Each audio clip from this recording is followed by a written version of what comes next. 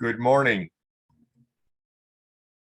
My name is Michael Strmiska. I'm here to give you the keynote lecture for the conference Paganism and Its Others, being held at Masaryk University in Brno, Czechia, or Czech Republic, June 13th, 2022.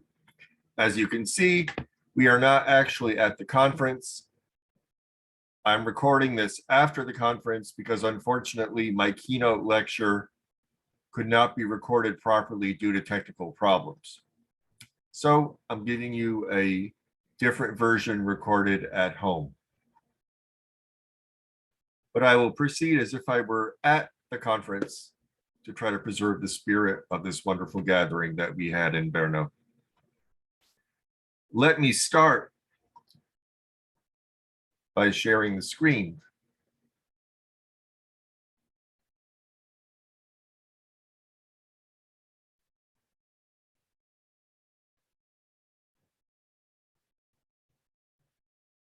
Let me wish you all a warm welcome to Brno. Even if you are not in Brno, but just tuning in online from a computer somewhere in some other part of the world. For today and tomorrow, all roads lead to the capital of Moravia in the southern Czechia, and that capital is Brno. And also to Masaryk University, where we will meet either in person or online for our discussion of paganism and its others.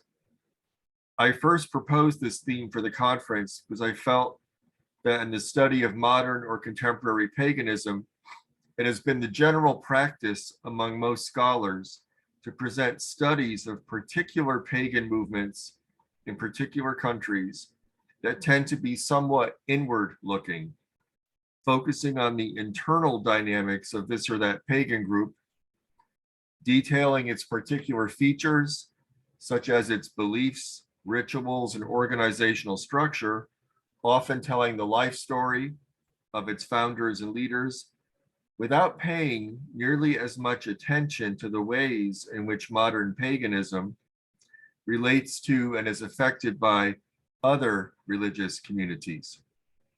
I thought it might be instructive and revealing to look at such relationships of paganism to other religions and other religions to paganism.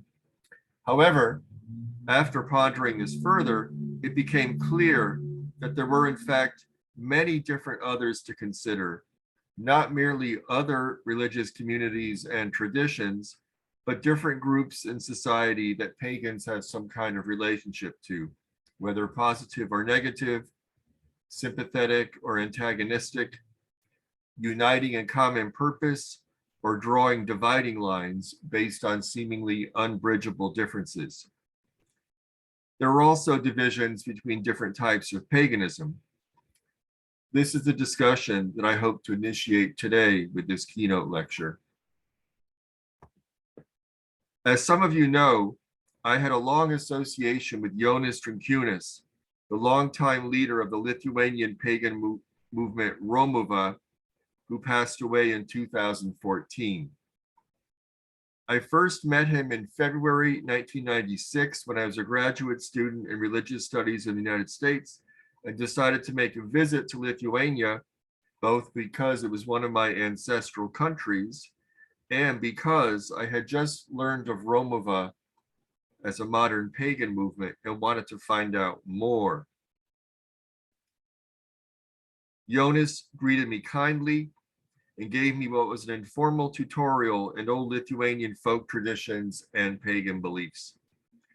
We kept in touch, and he then invited me to be a speaker at a conference he was putting together for June of 1998 called the World Pagan Congress, which would be renamed the World Congress of Ethnic Religions and has been more recently renamed as the European Congress of Ethnic Religions. The 1998 World Pagan Congress was a gathering of many different types of groups representing contemporary efforts to revive or reimagine pre-Christian European religious traditions, with participants from Latvia, Norway, France, Denmark, Russia, Ukraine, Czechia, the Czech Republic, and elsewhere. There are four particular moments from this Congress that I find of special importance for our discussion of paganism and its others. One was that the list of participants included several Indians, or more precisely, British Indians or Indian Americans, by which I mean persons of Indian descent living in Britain or United States, who represented Hinduism and Sikhism as forms of paganism, which was very broadly defined for the purposes of the conference.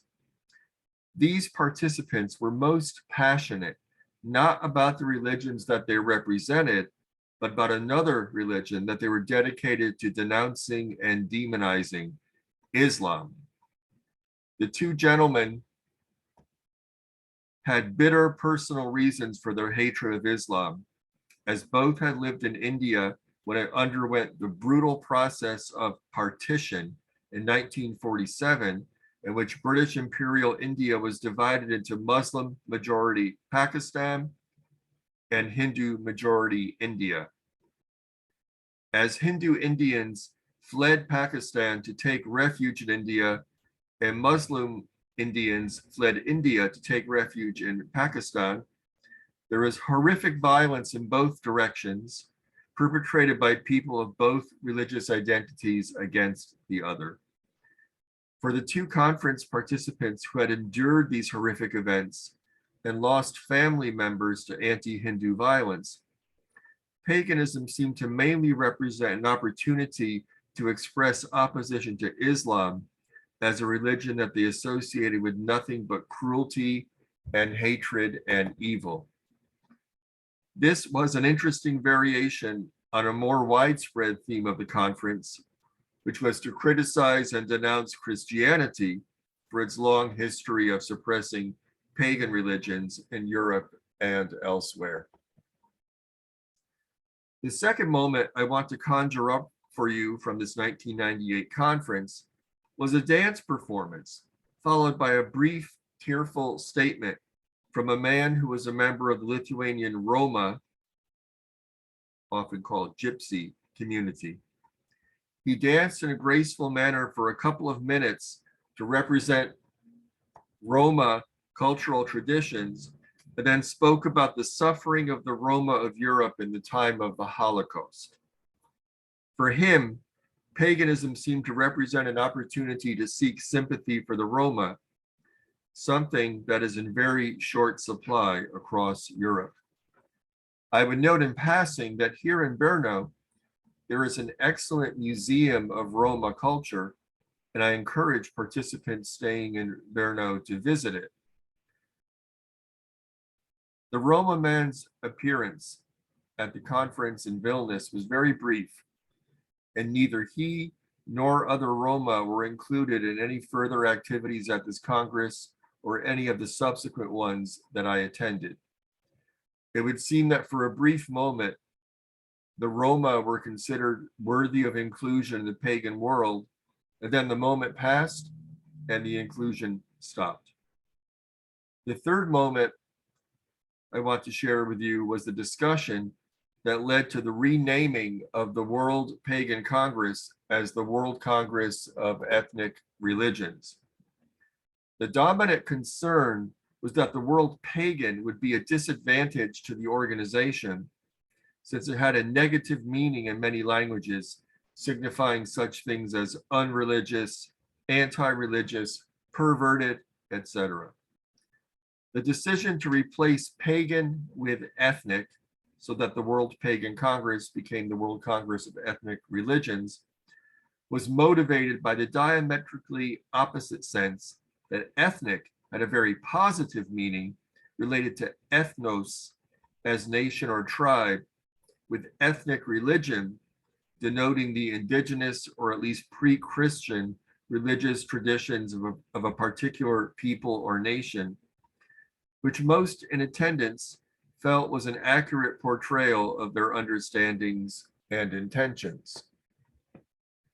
A few, such as me, worried that ethnic also carried less savory associations with right-wing ethnic nationalism and the recent ethnic cleansing in the Yugoslav wars, and might even be linked to racism.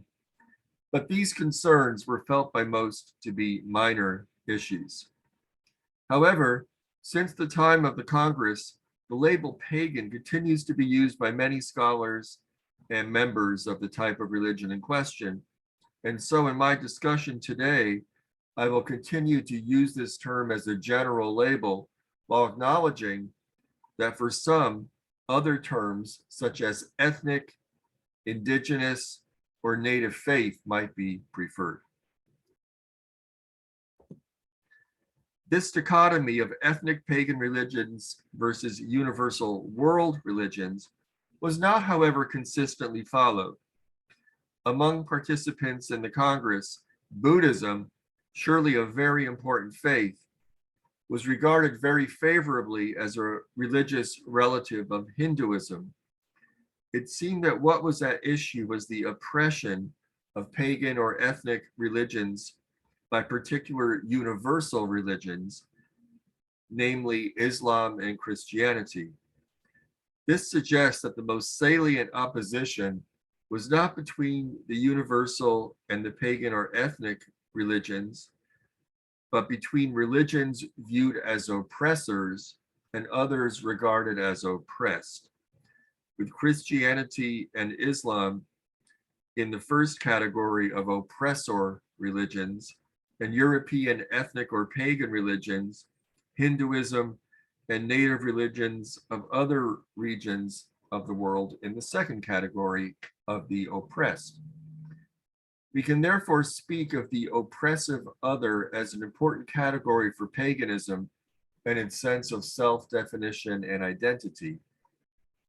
The fourth moment in the conference I want to share with you was a repeated statement made by many speakers at the Congress of the close pagan relationship to nature, which was viewed as another dividing line between paganism and its close relatives on the one hand, and other religions seen as being less nature-oriented or even indifferent or hostile to the natural world. This was seen as rooted in theological attitudes and conceptions, with the transcendental monotheism of Christianity and other Abrahamic religions supposedly divorcing the divine from the earth, while pagan polytheism, with its abundance of nature symbolism, from sacred trees and rivers to gods who take on animal forms, all fostering a sense of the sacredness of nature. And so paganism was defined as the pro-nature religion par excellence, and Christianity, the anti-natural other.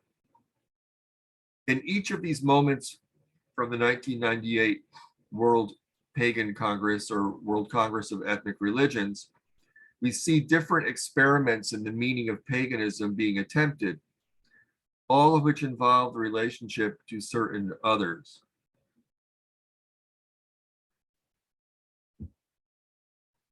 The British and American Indian or Indian descent speakers were eager to associate paganism with Hinduism and Sikhism and disassociate it from Islam.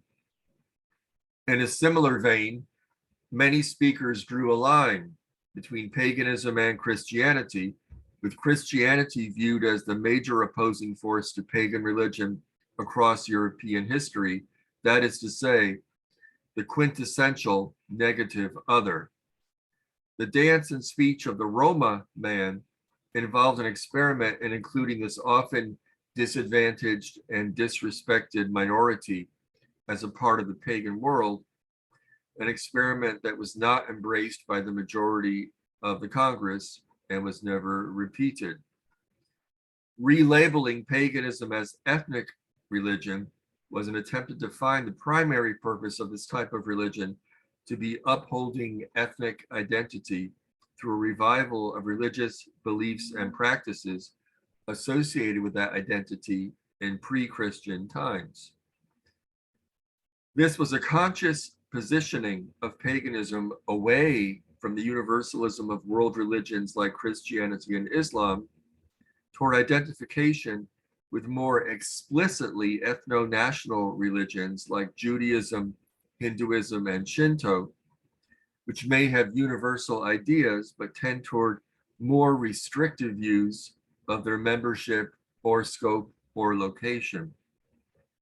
The theme of the relationship to nature functioned in much the same way, raising up paganism as highly supportive of nature and criticizing the monotheistic religions for supposedly turning away from the sacredness of nature. The final declaration of the Congress, which I helped to draft, was an attempt to bind together all these different assertions into a single document. It now forms the final section of Jonas Trinkunis's book, Of Gods and Holidays, the Baltic Religious Experience. This final statement speaks of expressing, quote, solidarity for the ethnic, indigenous, native, and/or traditional religions of Europe and the other regions of the world. Further explaining that, quote, all cultures, as well as native religions and faiths, should be equally valued and respected. Each region and each people have their distinctive local traditions, native faith, world outlook, mythology, folklore, etc., which articulate their love of their land and history and cultivate a regard for the sacredness of all life and the divinity of nature. We as human beings must find our place within the web of all life, not outside or separate from the whole of creation. We share a common understanding of our position in the world, based upon our common historical experience of oppression and intolerance. Ethnic and/or pagan religions have suffered great injury and destruction in the past from religions claiming to possess the only truth. It is our sincere wish to live in peace and harmony and to strive for cooperation with the followers of other religions, faiths, and beliefs. We believe that the dawn of a new era of individual and intellectual freedom and global exchange of views and information gives us an opportunity to return to our native spiritual roots in order to reclaim our religious heritage. We are worshipers of nature, just as most of mankind has been for the greater part of human history. End of quote.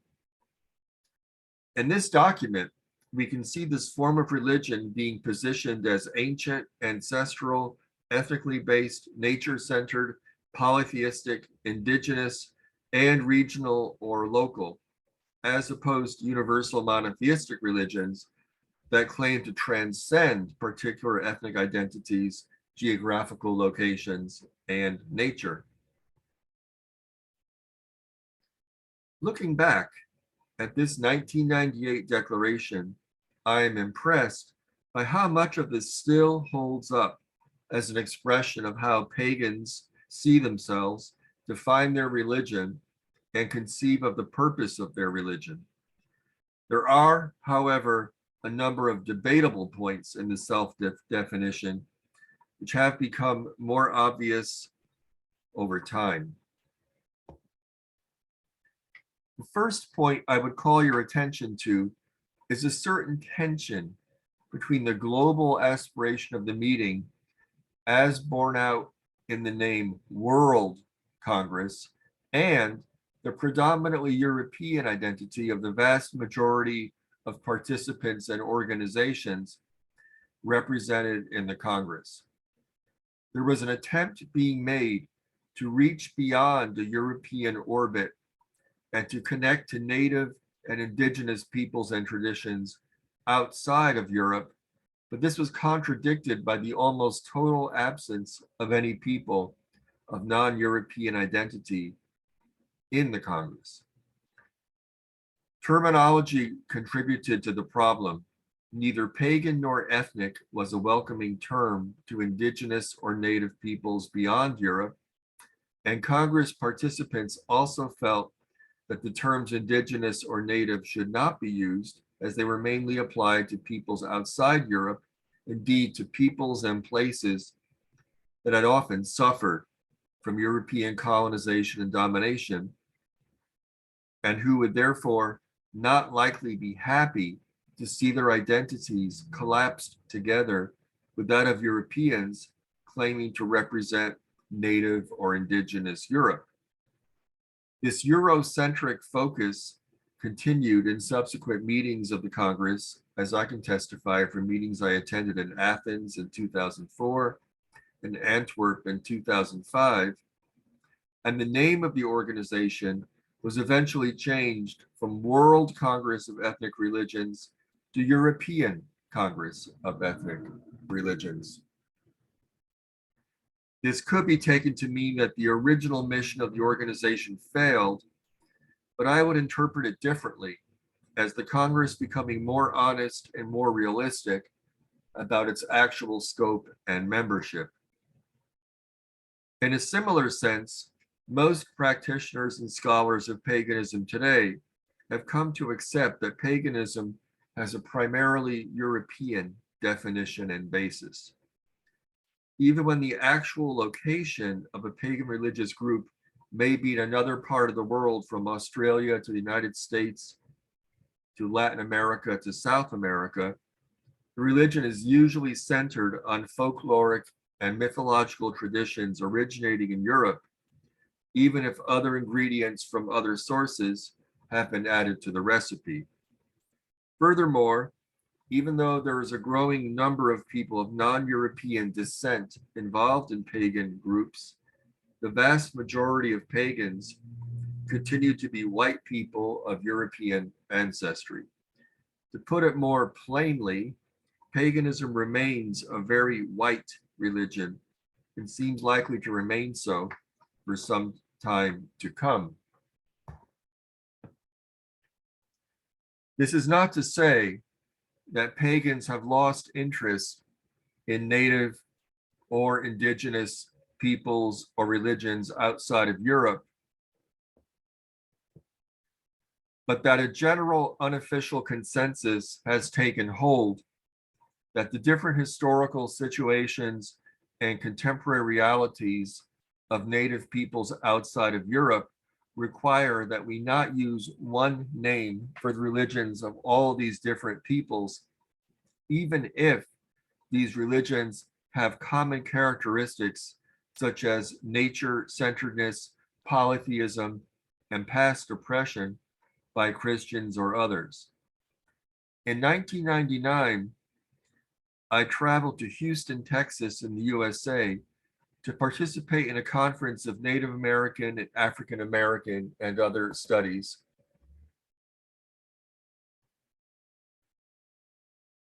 As you see on the slide, along with another of today's conference participants, Giuseppe Maiello.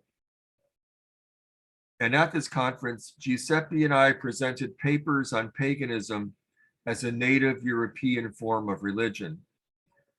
We received a polite but rather muted response and could not escape feeling that paganism was of little interest to the audience. Neither of us felt inspired to attend this conference again. However, the aforesaid Jonas Trinkunis, the founder and first director of the World Congress of Ethnic Religions, and Andres Corbin Arthen, the current head of the organization, both participated in the Parliament of World Religions, where they made efforts to establish cooperative relations with leaders of religious groups representing native and indigenous groups, based on common concerns such as combating the oppression of minority religions and respecting the sacredness of the natural world. In a recent email exchange, Andres assured me that outreach to indigenous peoples and religious groups is continuing. I would argue that for most pagans today, native and indigenous peoples and religions are seen as distant spiritual relatives with whom respectful communications and cooperative relations should be maintained whenever possible, while understanding that we have very different social and historical contexts. Native and indigenous peoples and religions would seem to represent an other to pagans, but a very positive other. European pagans have developed a closer relationship with Hinduism. This takes several different forms. One is a sense of closeness based upon the affinities between Hinduism and pre-Christian European myth and religion that have long been noted in comparative Indo-European linguistics and mythology studies. From this viewpoint, Hindus and pagans are something like long-lost cousins with a certain common heritage. This was certainly the viewpoint of Jonas Trincutis and his wife and successor Enia Trincunien, who have been speakers at Hindu-centered conferences in India and the United States. Jonas Trincutis told me in 2009 of the warm feeling of solidarity that he felt with Hindus that he visited with in India.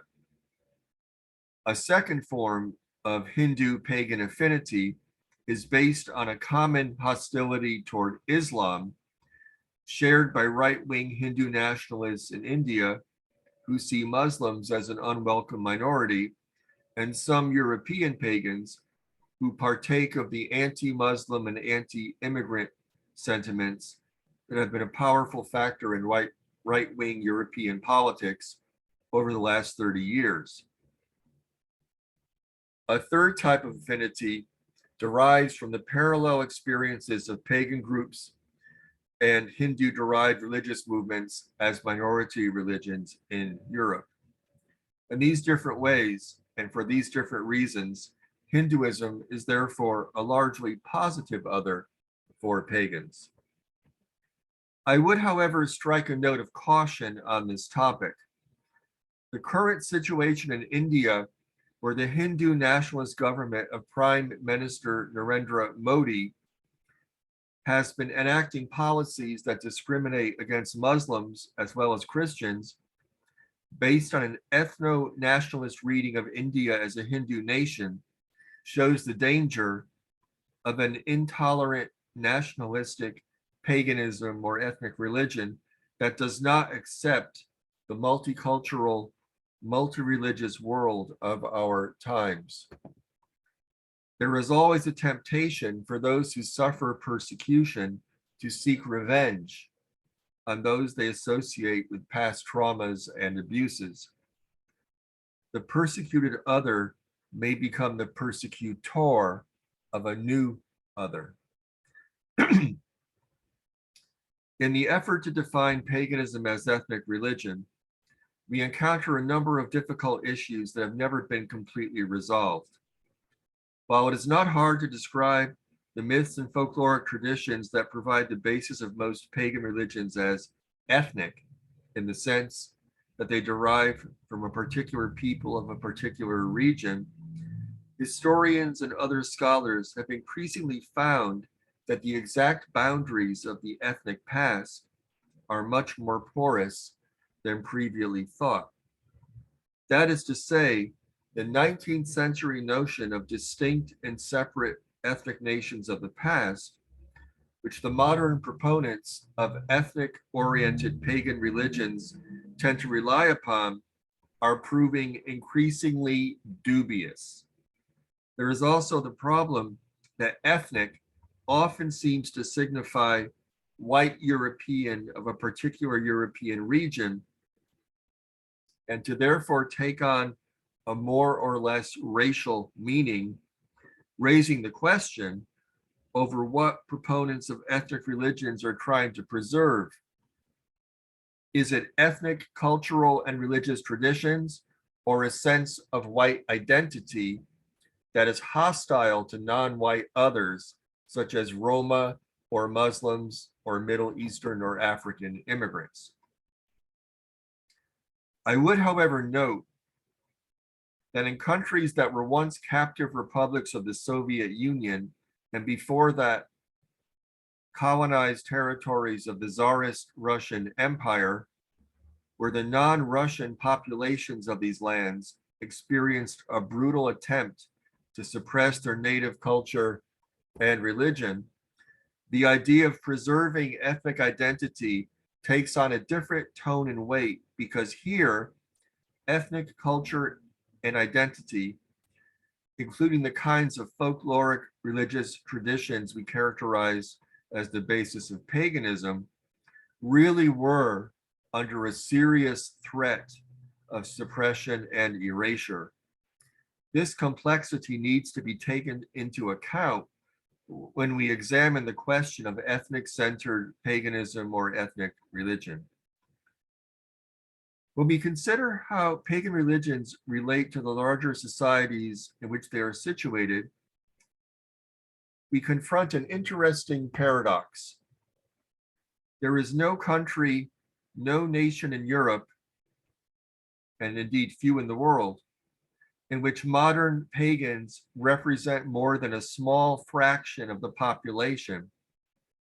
But when ethnic-oriented pagans in Europe emphasize their deep connection to ethnic heritage, they may also, whether implicitly or explicitly, claim to represent the entire nation, despite their obviously small numbers, by reason of their dedication to ancient traditions that they value as native and indigenous, as opposed to religions that obviously originated elsewhere. The three European pagan religions I am most familiar with, Romova in Lithuania, Dievturi in Latvia, and Ausatru in Iceland and Scandinavia, all stake this kind of claim to varying degrees. Such a claim may be either met with sympathy, ridicule, or total indifference by the people of the country, depending on whether the population regards the tradition the local paganism is built around as valid and relevant, and whether there is competition with other entities for ownership of national origins and/or ethnic identity. In Lithuania, where the Catholic Church has long dominated the religious landscapes, Romova's claim to represent the primary spiritual link to ancient Baltic identity is forcefully disputed by Catholics, who see the Catholic Church as the guardian of the nation and the wellspring of its culture, with the pre-Christian traditions upheld by Romova seen as insubstantial, if not ridiculous, and regarded at best as a primitive prelude to the greater religion and civilization of Christianity. In Russia and Greece, the Orthodox Church has a similarly dominant position, using all its institutional power to cast doubt on the claims by Russian Slavic pagans or Greek Hellenic ones to speak for the ancient essence of their respective nations. When a country has considerable ethnic diversity, either in the current time or in the past, it becomes far more complicated for pagan groups to assert an exclusive relationship to national essence or ethnic identity. For example, in the Czech case, we find today a variety of forms of paganism matching the ethnic diversity of the nation's history, with Slavic, Germanic, and Celtic pagans all able to claim some connection to the past of Czechia. In such situations, there seem to be two ways in which paganism adapts. One such response is to de-emphasize ethno-national identity concerns and to elevate other aspects of paganism, such as the relationship to nature and the other standard concerns of religion, such as theology, worldview, and forms and meanings of ritual activities. This might be termed the expansive response to ethnic diversity, looking to broaden the scope of paganism to encompass issues beyond the ethnic. This does not mean to reject or deny or erase the ethnic component, but simply to recontextualize it as one of a number of components of the religion, not the only one. A very different possible response to ethnic diversity is also possible, a defensive one, which is to view it as a threat and to take refuge in an ultra-ethnic paganism imagined as the last defense against the loss of ethnic identity.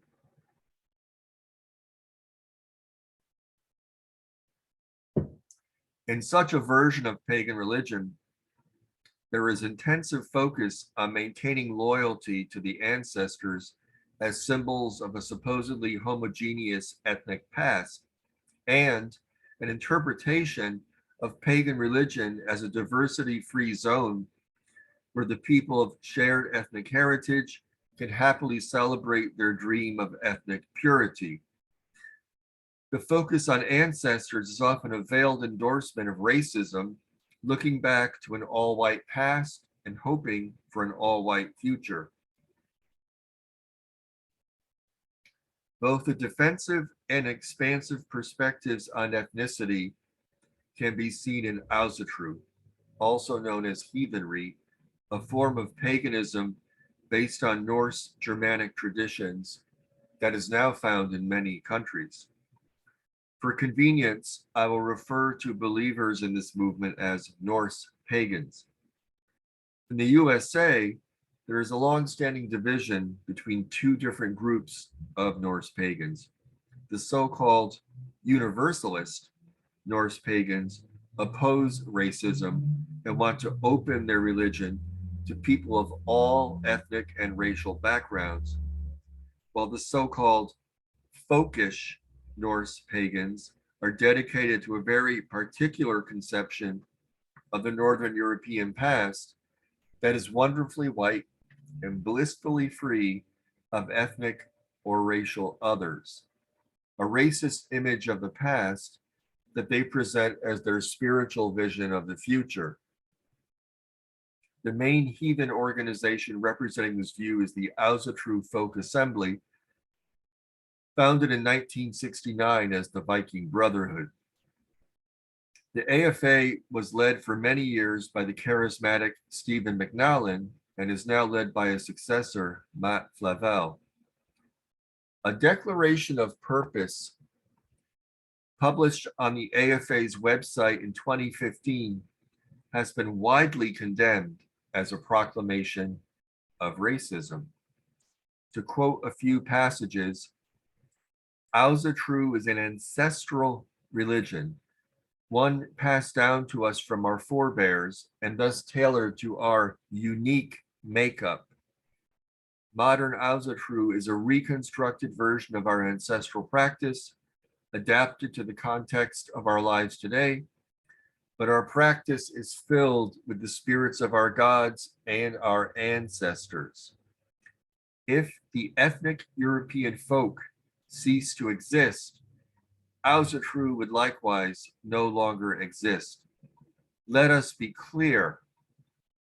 By ethnic European folk, we mean white people. End quote.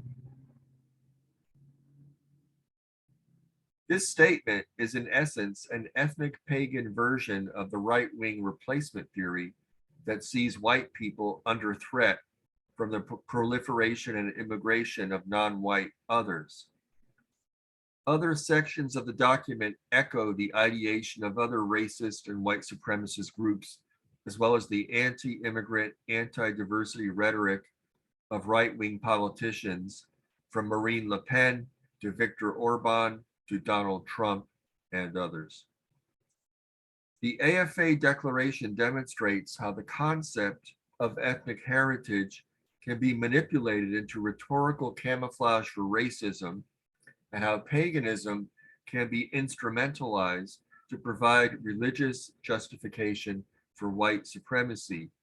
It is notable that rather than defining Ausatru as a religion based on mythological, folkloric, and spiritual traditions of the Germanic and Scandinavian peoples of the past, which is how the ethnic dimension of Norse paganism is usually understood, the declaration instead portrays Ásatrú as representing all ethnic European folk, who are then explicitly defined as white people. It would seem that the current AFA leadership has decided to dispense with past efforts to hide racism behind ethnicity and openly proclaim a religion of white supremacy. The AFA's open proclamation of religious racism touched off a firestorm in the American Norse pagan community and in other countries as well. Anti-racist Ásatrú organizations from many different countries came together to endorse a joint statement known as Declaration 127, which explicitly rejected the AFA's racism and advocated for an Ásatrú grounded in Norse traditions of the past, but open to all peoples of the world today. This division between pro-racist and anti-racist Norse pagans is a struggle for self-definition that I believe will affect all ethnic pagan movements sooner or later. However, there are other types of paganism beyond the ethnic. In my book, Modern Paganism and World Religions, and World Cultures, I described Reconstructionist, Universalist, and Eclectic paganism as other varieties. Reconstructionist paganism focuses on recreating past pre-Christian religions as accurately as possible. This attention to particular past forms of paganism from particular places brings Reconstructionism into close relationship with the ethnic category.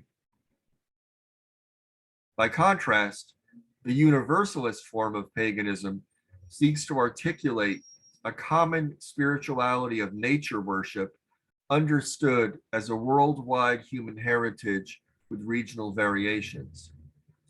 The eclectic form of paganism allows for combining different pagan traditions from different regions, which brings the eclectic form into sympathy with the Universalist.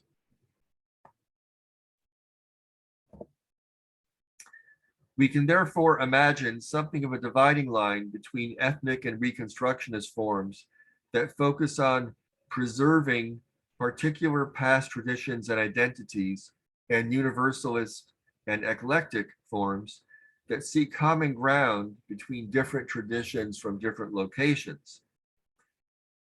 All of these types of paganism involve some relationship to ethnic traditions and heritage, but they interpret and work with it in very different ways.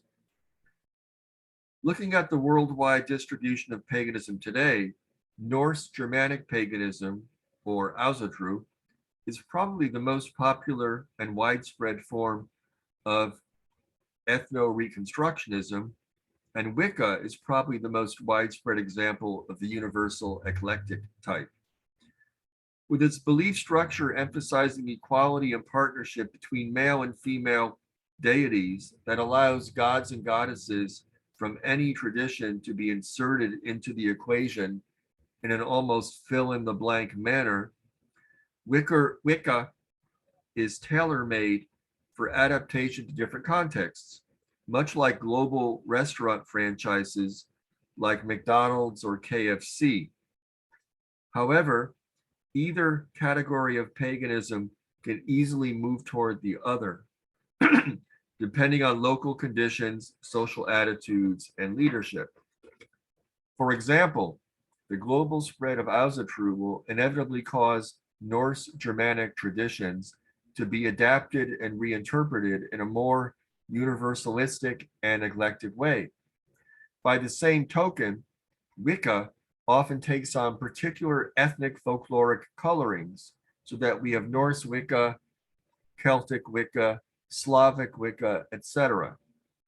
Wicca's emphasis on female deity is taken still further by another widespread universal eclectic type of paganism, the goddess movement, in which female divinities are central and male deities and male participation peripheral. This brings us to the issue of gender as another construction of otherness. Though ethnic reconstructionist pagan movements typically involve goddesses as well as gods, there tends to be a greater emphasis on male deities than female ones. There is also a definite glorification of male warrior gods and macho heroes that we encounter in some ethnic pagan movements, particularly Ausatru of the AFA type. This gender focus is often very attractive to men, resulting in a higher level of male than female membership and participation. The reverse gender situation is found in Wicca and the goddess movement, favoring female deities and attracting much higher female participation, with some Wicca and goddess groups even prohibiting men from membership in order to heighten the focus on female divinity and femaleness in general. We see then how the two broad categories of paganism, the ethnic reconstructionist and the universal eclectic, present opposite gender profiles, and in this way, as well as others, represent truly deeply other forms of paganism to each other. Political and social attitudes also tend to divide the two. Ethnic pagans are more likely to favor conservative social and political views as part of their general trust in traditional culture and lifestyles. The general conservative adherence to Christianity is, however, conveniently ignored.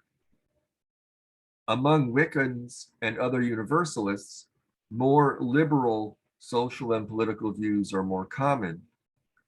The recent debates over the rights and status of LGBTQ plus people, particularly transgendered persons, shows the fault line very clearly. Liberal-leaning Universalists generally strive to be accepting of gender and sexual diversity, while the conservative ethnic pagans express unease, if not outright opposition, again with reference to the importance in their view of traditional lifestyles, sex roles, marital partners, and family arrangements.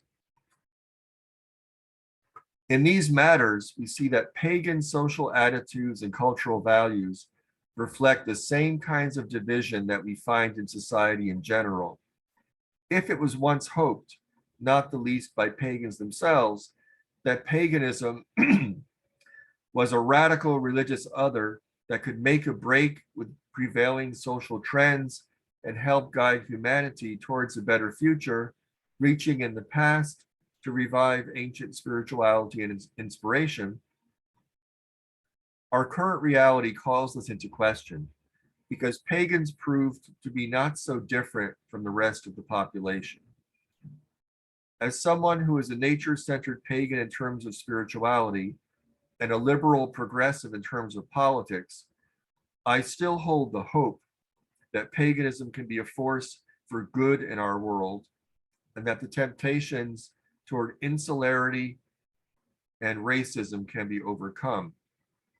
But there remain a good many pagans who are not looking for a bridge to the future, but a refuge from the present, who see paganism as a fortress against racial mixing and cultural diversity, and who interpret old myths and beliefs to support a false fantasy of a harmonious, homogeneous, and very white past.